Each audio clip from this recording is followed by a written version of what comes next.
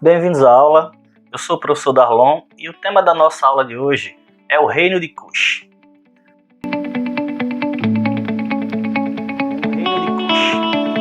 Quando nós falamos no Rio Nilo, automaticamente a civilização que vem em nossa mente é a civilização egípcia. É lógico, nós estudamos isso desde há muito tempo e quase sempre esteve presente nos currículos da aula de História do 6º ano. Mas hoje nós vamos falar de um reino que também floresceu às margens do Rio Nilo. Esse reino é o reino de Kush, ou a Núbia, certo? O reino de Kush se situa ao sul do Nilo, subindo do Nilo, onde hoje fica a região localizada o Egito e o Sudão.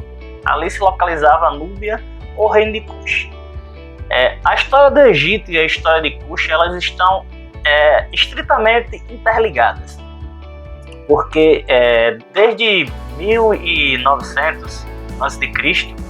já há registros arqueológicos de trocas comerciais entre os egípcios e os cuxitas. Ouro, marfim, ébano. Ébano é uma madeira escura, típica da África. Gente, é muito interessante quando a gente estuda o Egito e a gente percebe a quantidade de ouro que são encontrados nos sarcófagos, nas pirâmides, ornando os antigos faraós. Quando a gente percebe que na região do Egito não havia minas, de onde esse povo tirou esse ouro? Então aí entra as relações, as trocas comerciais e culturais entre o reino de Kush. O Império de Kush, o reino de Kush, assim como outras civilizações, elas a princípio se formaram mais ou menos há 2000 anos antes de Cristo, do ajuntamento de várias tribos nômades que viviam naquela região. Essas tribos conseguiram uma certa autonomia política e consolidaram um reino. Gente, é muito interessante quando a gente percebe o desenvolvimento dessas civilizações, que quase todas elas florescem de uma mesma forma, próximo de um grande curso d'água, de uma reserva de água. Se formam tribos, essas organizações, essas tribos vão ficando complexas, elas começam a criar uma estrutura administrativa e se formam os reinos. Assim foi com o reino de Kush. E é interessante você perceber que o Egito dominou Kush e Kush dominou o Egito. Como assim, professor? Em 1580 a.C.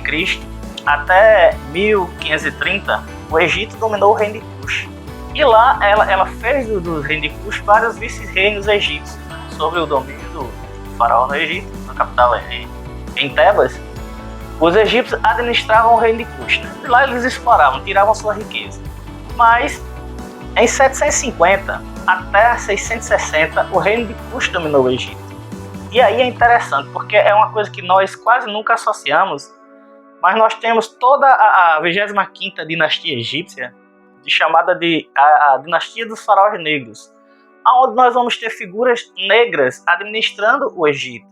E o símbolo que o monarca de Kush, que os Kushitas usavam nesse período, eram duas serpentes, justamente simbolizando o domínio sobre o Egito e o domínio sobre Kush.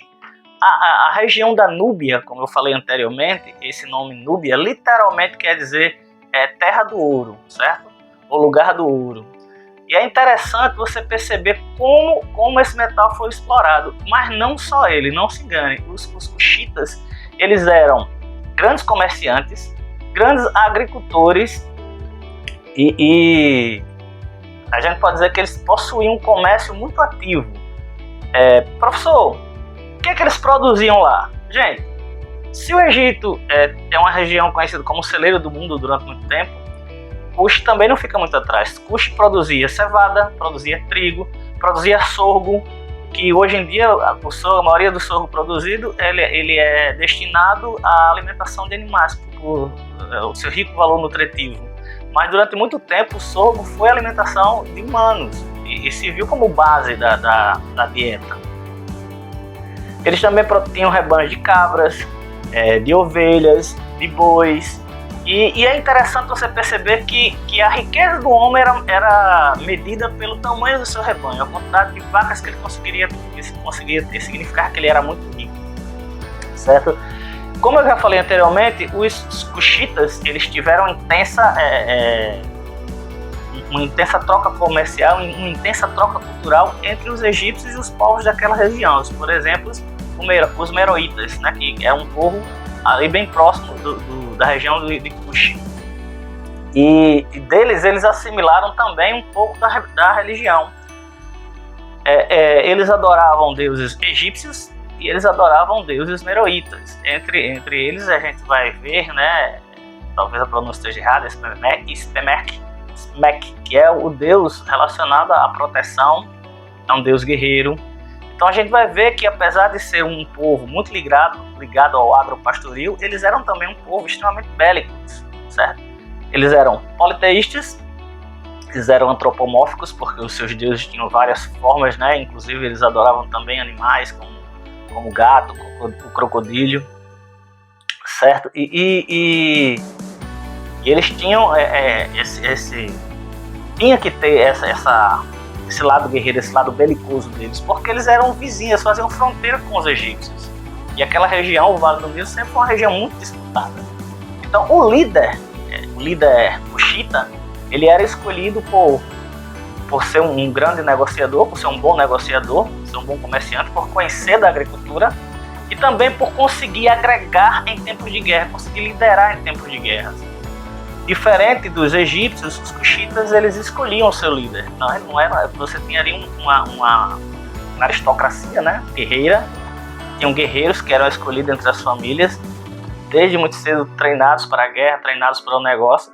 E entre eles escolhiam um representante, um líder, que durante o decorrer da sua vida iria liderá-los, mas não era visto como um rei, diferente do egípcio, né? Dos egípcios, porque os egípcios eles tinham o faraó como fosse um deus da terra. Por isso que os egípcios eram uma teocracia. E os cuxitas não. Os cuxitas eles escolhiam aquela aristocracia, né? Aquelas famílias mais importantes se reuniam e quando morria o seu representante, eles escolhiam entre eles aquela pessoa mais hábil, mais apta para poder governar. E quando essa pessoa morria, por algum motivo, por guerra ou por doença, e não deixava um sucessor, muitas vezes as mulheres cuxitas elas assumiam esse governo. São chamadas as candenses, né, que é a mãe. As candenses elas têm um papel importante porque elas vão ser assim as pessoas que vão governar, que vão liderar até o filho, né, atingir a fase adulta, ou até ela falecer e ser escolhido um novo líder. Então essa cadência ela mostra como os cuxitas eles davam importância política às mulheres, né? Elas não eram só uma coisa de alegoria, não estavam ali só como é que eu direi, só para enfeite. As rainhas mães, como eu citei a vocês, as Candaces, elas eram governantes, muitas delas guerreiras e hábeis políticas, certo? Então nós vemos aí uma sociedade extremamente complexa. A sociedade cuxita, interessante nós percebemos que ela rivaliza em muitos aspectos com a sociedade egípcia, seja na grandeza do império, até porque se tornaram faraós, seja pela diversidade cultural, a sua riqueza cultural, né? Eles também possuíam pirâmides que diferiam das egípcias, eram muitas vezes do tamanho, não eram tão monumentais quanto as egípcias, e elas eram mais pontiagudas. É interessante nós percebermos que quando os egípcios eles retomaram do governo cuxita, muitas obras que tinham sido realizadas pelos cuxitas foram esmagadas, né, para que dessa forma eles fossem apagados da história. Isso já era uma prática comum naquela época. Quando você entrava, o governante tentava apagar todos os traços de derrota. Então, por isso foi muito difícil, durante muito tempo, os arqueólogos conseguirem datar ou aproximar o quão grande foi esse império, né, o Império de Kush. Gente, eu espero que vocês tenham gostado da aula, espero que tenha servido, que realmente vocês tenham aprendido um pouco sobre a cultura africana, né, Haja vista que quando a gente fala do Egito, muita gente pensa que o Egito não fica na África. E quando nós falamos do Egito, nós estamos falando também da cultura africana, apesar das suas particularidades. Então, fiquem com Deus, até uma próxima aula, certo? E vou deixar umas questõezinhas aí para vocês brincarem de responder, tá ok? Até uma próxima.